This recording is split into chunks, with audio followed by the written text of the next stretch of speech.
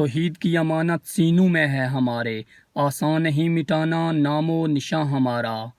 تیغوں کے سائے میں ہم پل کر جواں ہوئے ہیں، خنجر ہلال کا ہے قومی نشاں ہمارا۔ اور ہے وطن تو نے پکارا تو لہو کھول اٹھا، تیرے بیٹے تیرے جانباز چلے آتے ہیں۔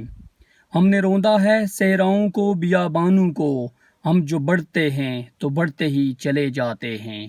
اور تیری بنیادوں میں لاکھوں شہیدوں کا لہو، ہم تجھے کوہ دو عالم سے گرا پاتے ہیں۔ قوموں کی زندگی میں ایسے دن بھی آتے ہیں جن کو تاریخ نے ہمیشہ زندہ رکھا ہے۔ یہ وہ دن ہوتے ہیں جن کے سامنے موت بھی بے بس دکھائی دیتی ہے۔ 14 اگست 1947 کا دن بھی اسی نوعیت کا ایک دن ہے جو ہمیشہ یاد رکھا جائے گا۔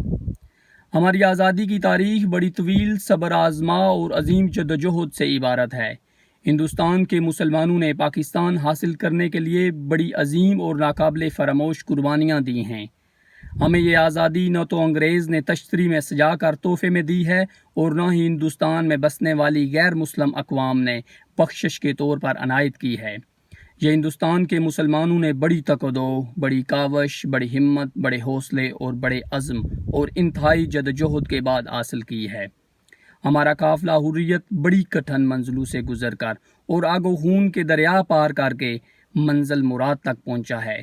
قافلہ حریت کی داستان جب بھی رقم کی جاتی ہے تو ہر لفظ، ہر حرف، ہر جملے سے خون ٹپکتا ہے۔